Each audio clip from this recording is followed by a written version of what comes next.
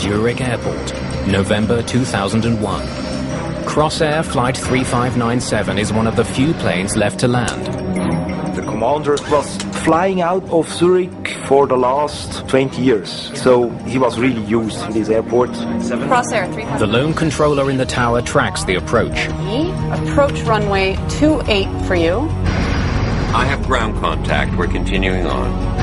Crossair 3597. Continue speed reduction to final approach speed. But for some reason the crew can't find the runway. Damn. He said he saw the runway 1.3 miles. And the flight ends in disaster.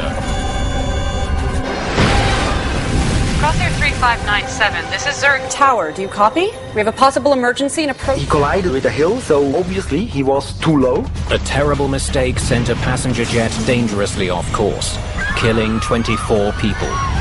The clues will lead investigators to a trained professional with an astonishing past.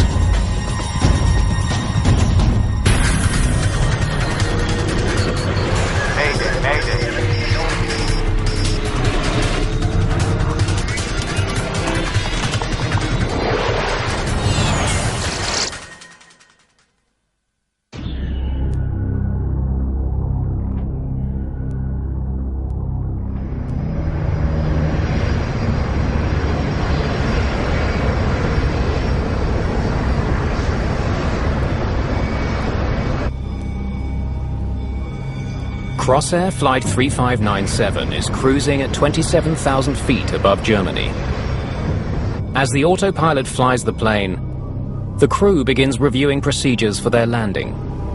According to the report, the apron and taxiways are wet. Braking action's not specified. So the friction report is missing? Indeed. That usually means they haven't been out to check lately. Indeed.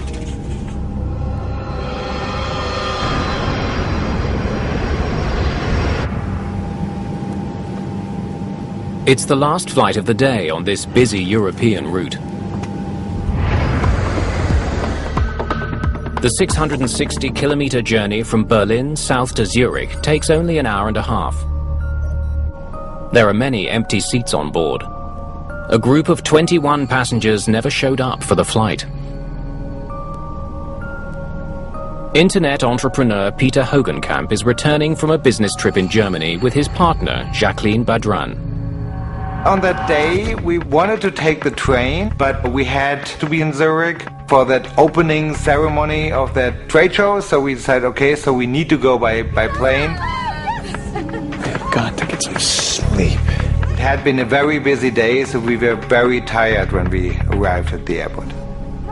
Among the passengers is the girl band Passion Fruit, Germany's answer to the Spice Girls.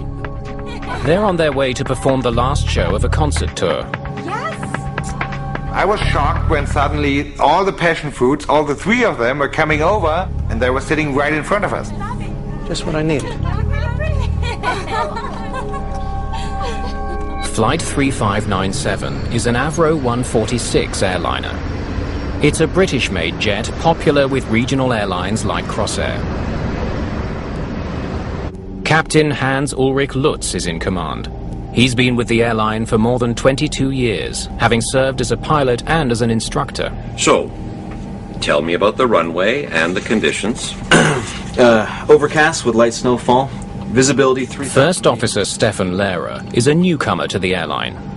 He's had his pilot's license for just a year and a half. He was hired by Crossair right out of flight school.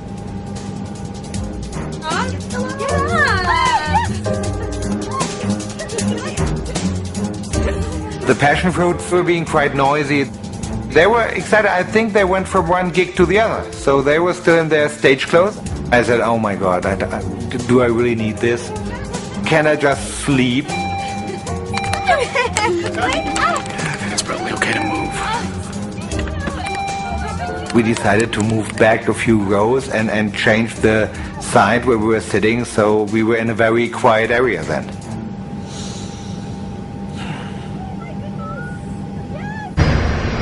Crossair 3597, clear to flight level 160. The flight is slightly behind schedule. It's due to land in Zurich in less than half an hour. According to the latest information, we'll be using runway 14. What kind of approach? ILS approach. Okay.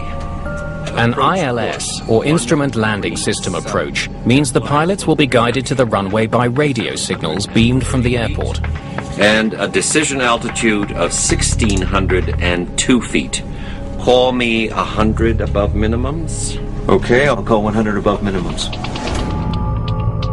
The plane's sophisticated computers will do most of the work getting them down.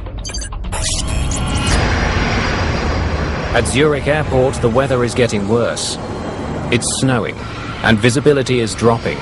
Crossair 3191, turn left, heading 150. In the tower, controllers have started a nightly routine.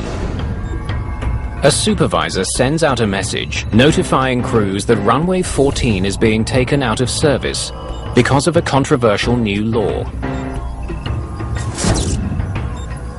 Planes landing on runway 14 must fly over Germany on their approach. But people in Germany have long complained about the noise. Because of the political issue, airplanes had to fly over Switzerland in their final descent to the airport of Zurich for noise reasons.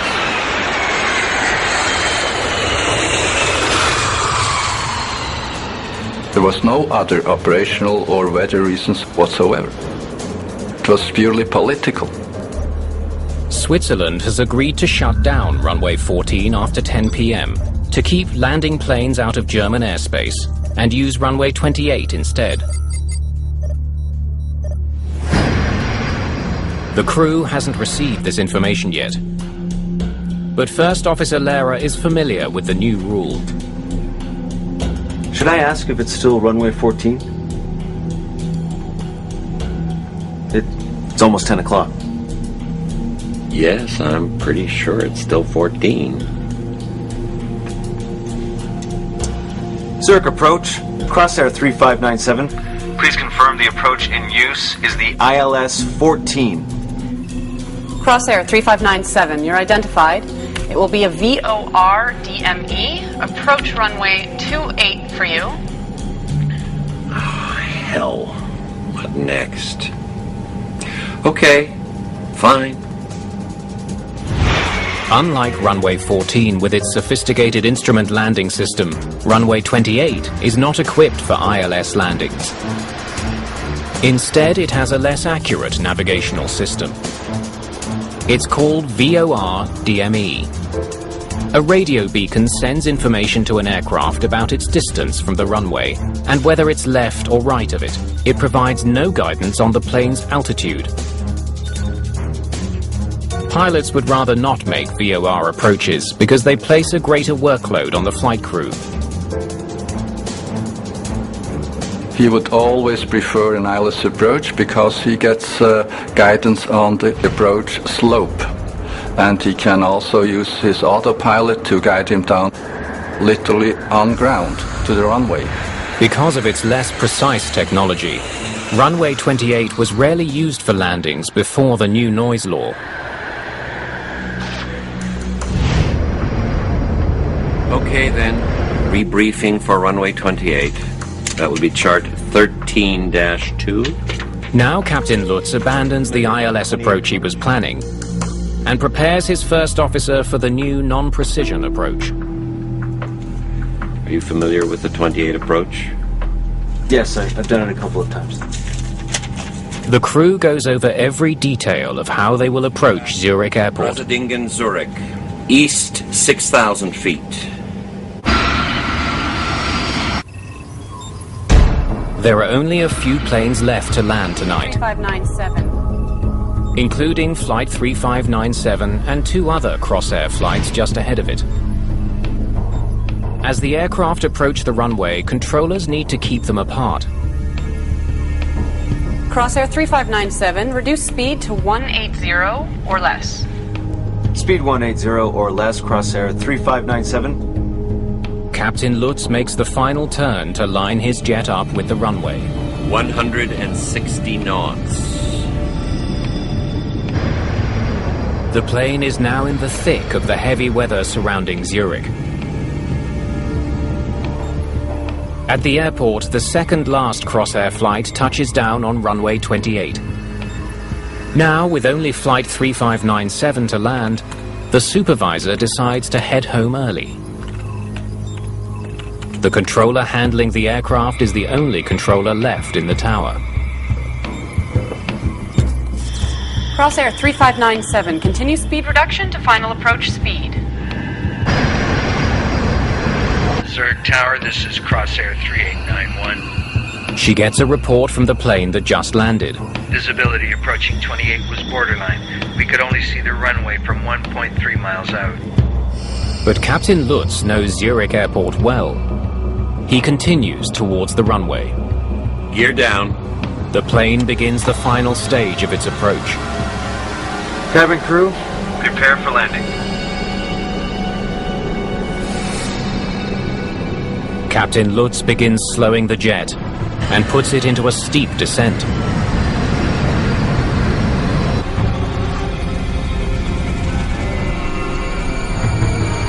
Six miles is checked.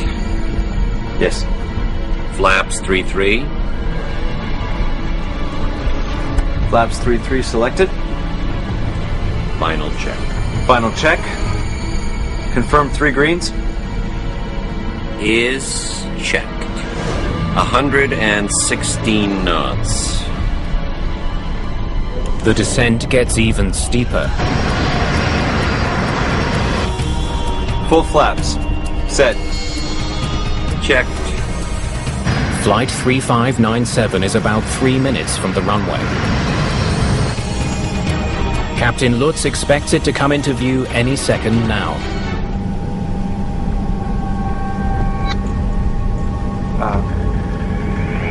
100 above. Do we have ground contact? Yes.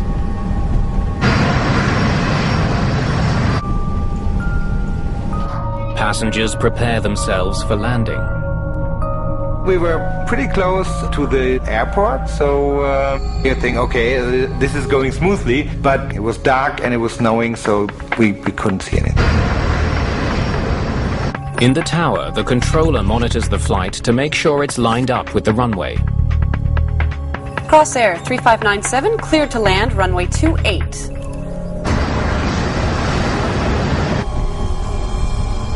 .24, the minimum.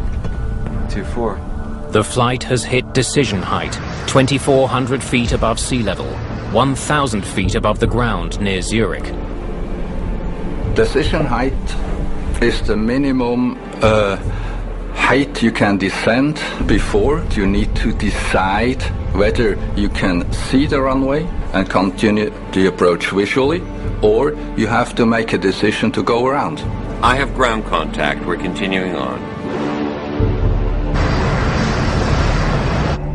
500. Captain Lutz still can't see the runway lights, but knows that the flight ahead of him had the same problem. Damn. He said he saw the runway 1.3 miles. They should almost be on top of the runway by now. But for some reason they still can't see it. They could go around. Crossair 3597. The crew decides to abort the landing Go around! Go around. and pushes the plane to its limits in an effort to get it to climb. Captain Lutz throttles up his plane's 4 jet engines as he aborts his landing at Zurich Airport. But it's too late. There's not enough time for the engines to get to full power and clear a tree-covered hill suddenly looming dead ahead. Residents of a nearby village witness Flight 3597's final moments. I was walking down with my dog. All of a sudden I saw that aircraft coming from behind the forest, the little hill. And I thought, oh, it's very low and it's not on the same route as aircrafts normally are coming to land at the airport of Zurich. The jet clips the treetops.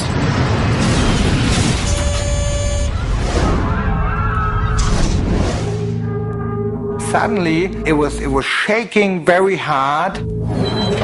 What's happening? Something is wrong.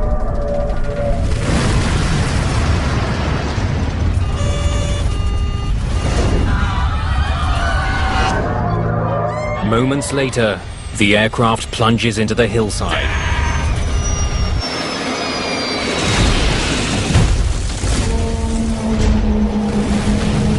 Crossair 3597, this is Zurich Tower. Do you copy? Crossair 3597, this is Zurich Tower. Do you copy? All of a sudden, the whole sky in the west was getting really orange, like a big fire, like an explosion.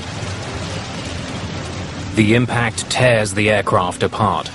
The wings broke off and the fuel is in the wings, so the flames really sort of shot inside the plane.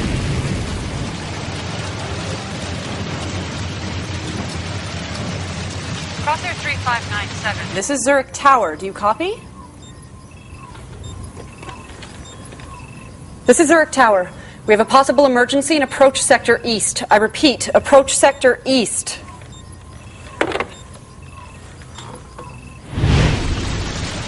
Crossair Flight 3597 has crashed near the village of Bassersdorf, northeast of Zurich.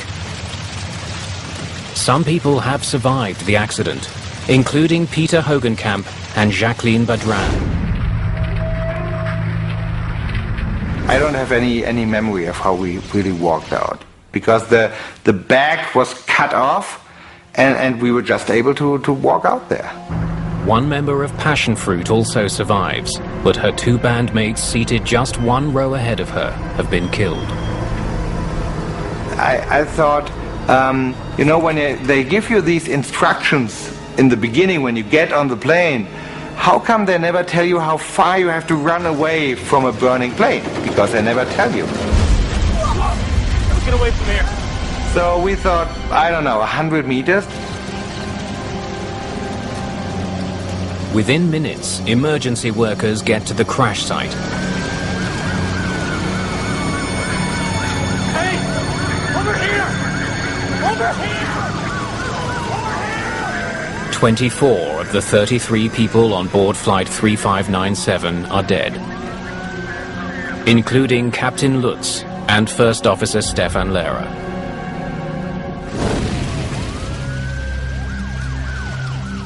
Daniel Connect, an investigator from Switzerland's Aircraft Accident Investigation Bureau, arrives at the scene. I got the call from our rescue service about 10:30 in the evening. Half an hour later I was on the accident site. The rear part of the fuselage was quite intact. It was also the region where most of the survivors step out without injury. For Peter Hogenkamp and his partner, it appears that moving to the rear of the plane saved their lives. I think it was just good luck. I think it would have been a whole different story if we wouldn't have changed seats. So the passion fruits may have saved their lives. While rescuers care for the survivors, Connect and his team survey the crash site. The location of the wreckage far from the airport is of interest to the investigators. 4 kilometers and 50 meters from the runway. The aircraft was not where he was intended to be. He collided with a hill east of runway 28, so obviously he was too low. And the first question was, why was this aircraft too low? The black box flight recorders are found in the wreckage. They're in good condition.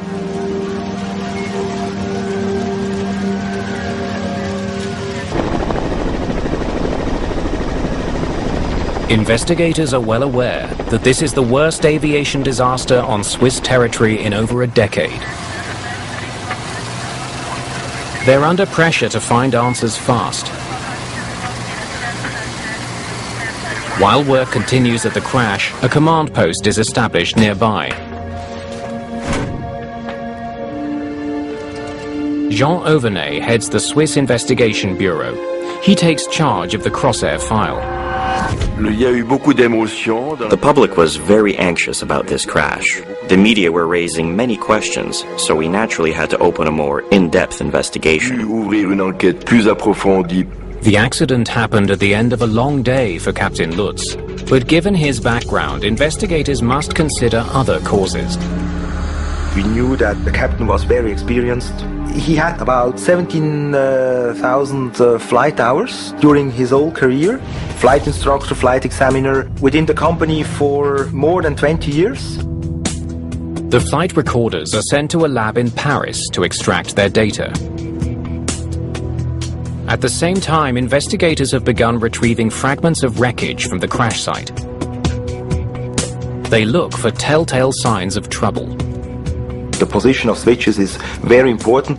Also, if you have some indication panels, for example, with bulbs in it, you can, after a crash, you can analyze the different wires in the bulbs, and then you can determine which, for example, indications or even warnings were active at the moment of the impact.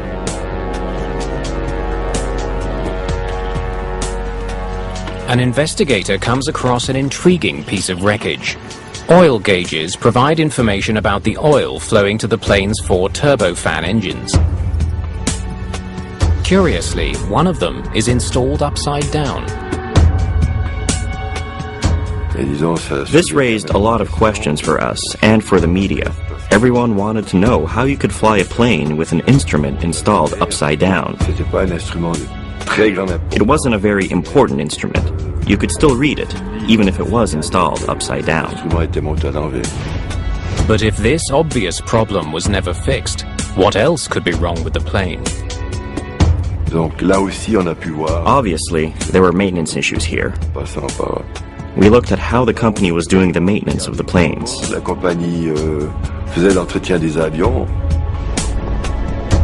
While this review is being launched, investigators study the plane's engines to determine if they were running at the time of the crash.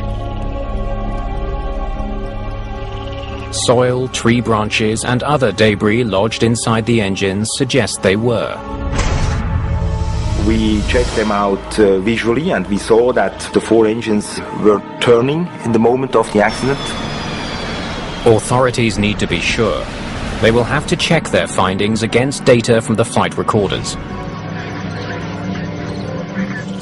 In the meantime, the location of the crash suggests something may have tragically misled the crew on their descent towards Zurich Airport. Connect focuses on the flight charts they used to plan their approach. Is the problem with the approach, or is the problem with the aircraft? This kind of question was dominant when we started the investigation. Are you familiar with the 28 approach? Yes, I've done it a couple of times. The approach chart provides pilots with directions to the runway, Trasadingen, Zurich. details about radio frequencies, as well as altitudes and speed for various stages of the landing. When investigators study an approach chart like the one the crew used, they make a shocking discovery. The chart does not show the hill that the plane hit. An approach chart is a very important thing, because an indication which is not correct on this approach chart could mislead a crew and so easily make them do something wrong. So, tell me about the runway and the conditions. Overcast with light snowfall. A faulty chart would certainly have been a danger to a crew unfamiliar with Zurich Airport. But Lutz had flown in and out of Zurich countless times. He and his first officer were both based in the city. The commander was flying out of Zurich, I think, for the last 15 to 20 years. So he was really used to this airport. Investigators conclude that the approach chart, while faulty, could have tripped up some crews, but not this one.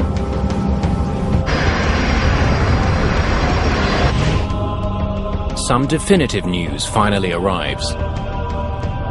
The engine data from the black box confirms the observations at the crash site. We could see quite easily that the engines worked absolutely normally. Another potential cause of the accident is eliminated from the list: mechanical failure. Investigators now consider a different possibility. I was covering the approach west position on the night of the accident. Could air traffic control have somehow mishandled the plane? Investigators study records from the night of the accident and make a disconcerting find. Zurich Airport's control tower was understaffed at the time of the accident. He left before his shift ended. The supervisor in the tower went home early, leaving a lone controller to guide Flight 3597 in for its landing. She was relatively young, and let's say she didn't have that much experience. Investigators now study transcripts of conversations between that air traffic controller and the flight crew, looking for signs she made a mistake. Crossair 3597, you're identified. Crossair 3597. Speed 180 or less. Crosshair 28 for you. Crossair 3597. Zurich approach. Crossair 3597. Cleared to land. They find no indication the controller gave the crew faulty instructions. But they do come across the radio call by the pilot of the Crossair flight that landed minutes earlier. Zurich Tower, this is Crossair 3891. Visibility approaching 28 was borderline. We could only see the runway from 1.3 miles out. That pilot warned of poor conditions on the approach to runway 28. She had options. They wonder why the controller didn't shut the runway down. Because of poor visibility, she could have reopened runway 14 in spite of the noise bylaw. This would have allowed the crews to make an instrument approach. But she didn't do that. Thank you, Crossair 3891. Have a good evening. It would have been much easier to fly Alice approaches in this kind of weather, regardless of this political issue. It's suspected that without her supervisor present, the controller lacked the experience to make such an important call. So it's clear that to make the decision not to allow an approach on runway 28 and instead make it on runway 14 demanded a certain kind of confidence, a certain kind of courage. However, Captain Lutz also heard the same warning. 28 was borderline. We could only see the runway from 1.3 miles out. Gear down. He kept going in spite of it. Investigators are now certain that the controller was in no way responsible. A pilot can always say no. He can always reject the clearance. If he thinks that landing is probably not possible, he is free to reject an approach clearance and ask for a different one. Jean Auvernet can't understand why Captain Lutz didn't do exactly that. He should have known that he didn't have to make a non-precision approach in bad weather. When we saw the mistake the pilot had made, we immediately asked ourselves, well, how's it possible? Because for an experienced pilot who is an instructor, this was a really basic mistake. Auvernet is beginning to wonder if something in Lutz's long career is hiding clues about his behavior on the night of the accident. One by one, investigators are ruling out the possible causes of the crash of Crossair Flight 3597. They hope the answer lies in the cockpit voice recorder, or CVR, of the doomed jet. After waiting many days for its data to be sent back from France, they now pore over it carefully, listening for any clues that might explain why the plane was flying so close to the ground, so far from the airport. ILNAV is engaged. Authorities get more than they expected. Not only is the CVR complete, but Captain Lutz offers a running commentary on everything he does. And on inbound track 275. Speed is checked, flaps 18. It's practically a roadmap to understanding what went on in the cockpit. That's not usual that the pilot flying is talking so much about what he is doing or what he is seeing. And for the investigation, this helped a lot. 100 above. Do we have ground contact? Yes. Investigators learned that the crew of Flight 3597 was looking for the runway and believed it would soon come into view.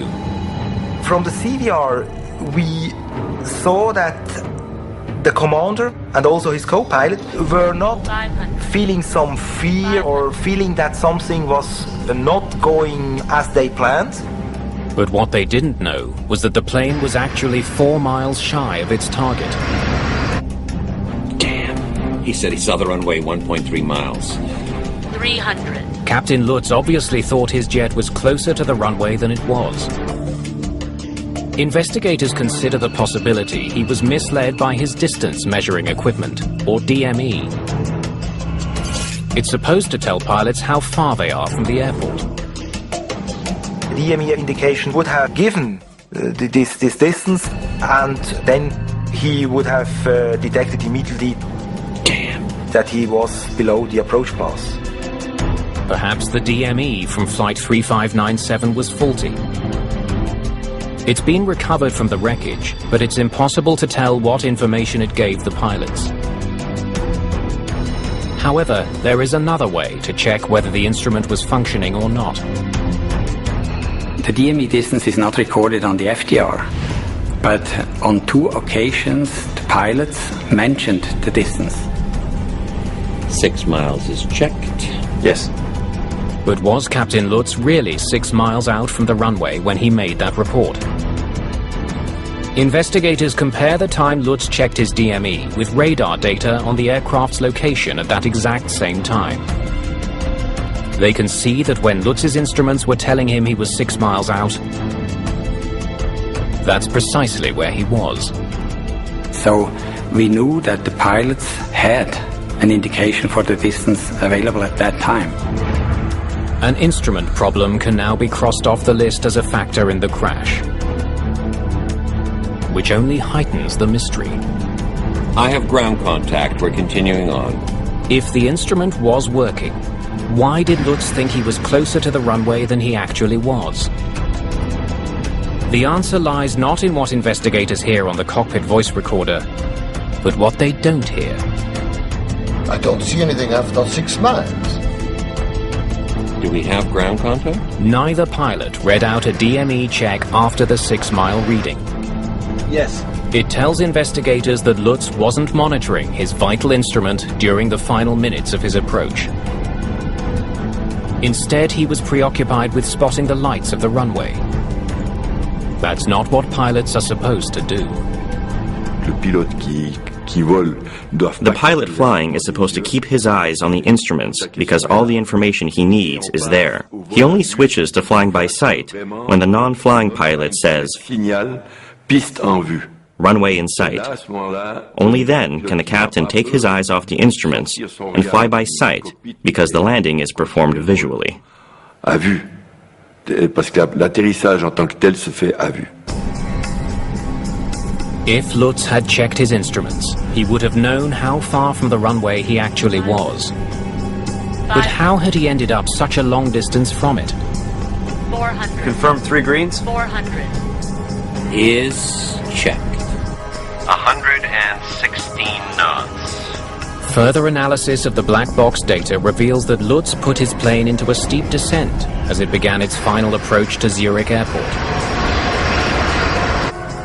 But it's readily apparent his approach profile was out of sync with the trajectory laid out in his chart. The approach profile for runway 28 calls for pilots to make a gradual and steady descent, which would bring them to 2,400 feet after they've cleared the hills around Zurich. Then pilots have to level off until they spot the runway. When investigators compare the approach Lutz made with the approach profile he was supposed to follow, they find that his overly steep descent brought him to 2,400 feet well before he cleared the hills. Then he continued to descend until he hit the ground. It's beginning to look like Lutz had violated one of the cardinal rules of flying.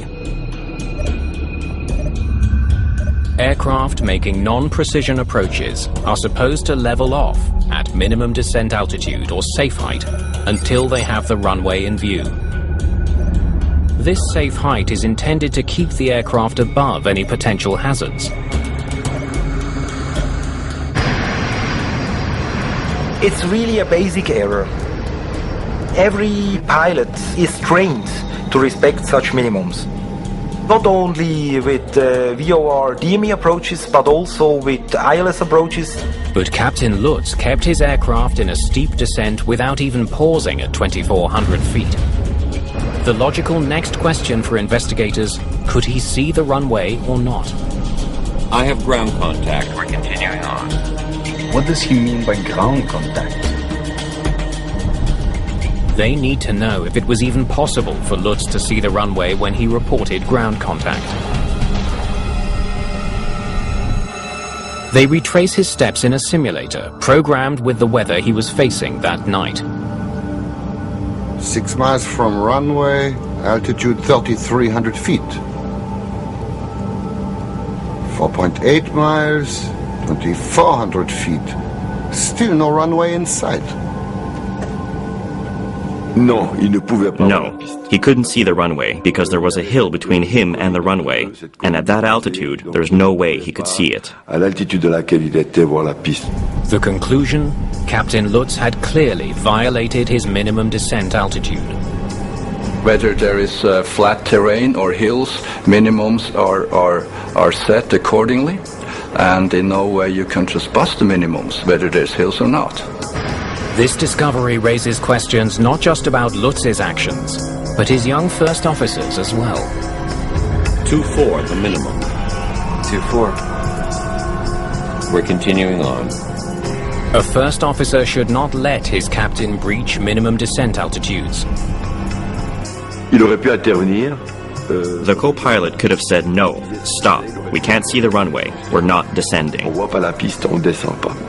He considered his captain an old pilot with a lot of experience, not making any mistakes. Most probably he was trusting him too much. And also by being submissive, maybe he wouldn't speak up on time, just to keep harmony in the cockpit. There were no mechanical failures or instrument problems with the plane. Nor was the air traffic controller negligent in any way. But it is now clear that Captain Lutz made a series of catastrophic piloting errors that doomed Flight 3597 and claimed the lives of 24 people. Investigators dig deeper into Captain Hans-Ulrich Lutz's flying record to see if there's anything in his long background that could explain why he crashed Flight 3597. What they discover is truly alarming. Lutz applied to flight school when he was 17 years old. He was rejected 3 times because of his lack of education. He finally got his license at the age of 20, but continually failed exams to upgrade due to his inadequate comprehension of navigation systems. Captain Lutz may have had a long career, but it was not a stellar one. Years of flying and flying hours don't say anything about competence. For some reason, though, his record as a below-average pilot didn't prevent Crossair from hiring him in 1979. There was a red line through his career where several incidents happened before and he had missed several checks. Well, he had some limits, but what's hard to understand for me is that they were identified and decision was made to keep him flying. Captain Lutz's limited abilities continued in his new job. While commanding a sightseeing tour of the Swiss Alps, he made a navigation error and ended up in Italy. He only realized his mistake when his passengers spotted road signs in Italian. In another incident, he wrecked a $1.5 million aircraft after inadvertently retracting the landing gear while the plane was still on the tarmac. Lutz's failures forced Crossair to fire him as an instructor, but they allowed him to continue flying passenger planes. I personally do pilot assessments, and he would never have gone through my assessment with a positive recommendation. Okay, approach course 13. Investigators wonder why Crossair allowed Lutz to stay on as a pilot if he was not entirely competent. The answer appears to be they may have had little choice.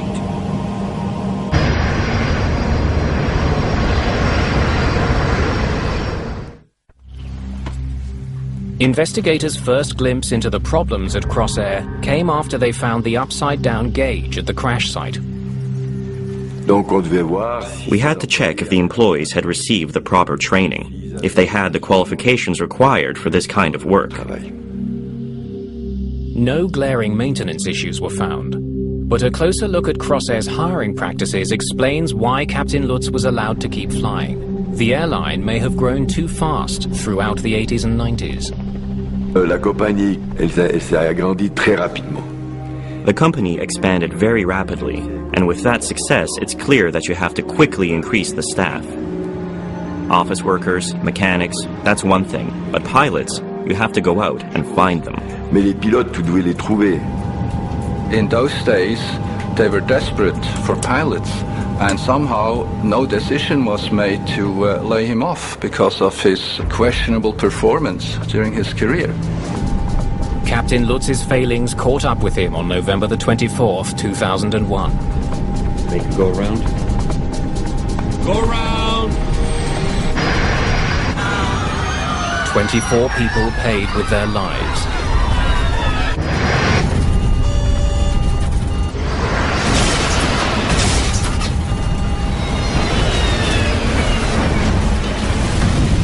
After the accident report was issued, sweeping changes were made. Swiss aviation authorities had Crossair increase the number of employees overseeing pilots. They also scrutinized other airlines to determine if there were other substandard performers like Lutz.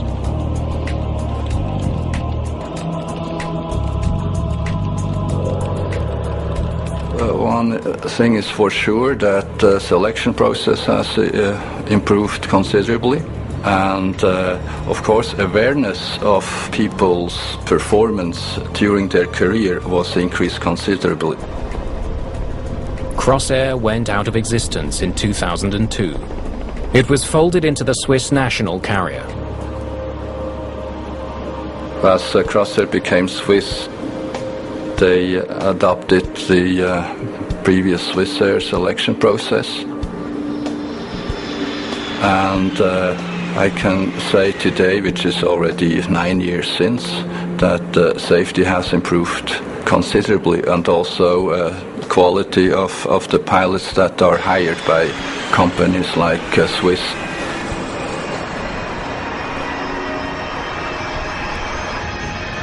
Since the crash of Flight 3597, Zurich's runway 28 has been upgraded with both an instrument landing system and an automatic warning that alerts controllers when a plane's approach is too low.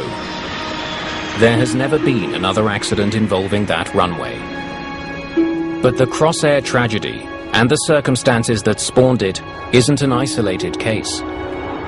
Regional airlines have boomed worldwide since the 1980s. Particularly in the United States, where they account for half of all flights and carry 100 million passengers a year. In the rush to fulfill consumer demand for cheap air travel, these airlines often hire less experienced pilots and pay them far lower salaries than their counterparts at major carriers. Some even neglect to test their pilots for basic skills. There is no such thing as a compulsory pilot assessment before they get hired. Does not exist. Colgan Air. In February of 2009, one of its planes crashed in Buffalo, New York, killing 50 people. The accident was blamed on the actions of an inexperienced crew. An eerie reminder of the Crossair disaster. It underlined the urgency of improving oversight of smaller carriers. If you're making a product for a large company and you make a mistake, you may lose part of the market. You may lose some clients. But an airline company can lose a plane, its crew, and passengers. The stakes are very different.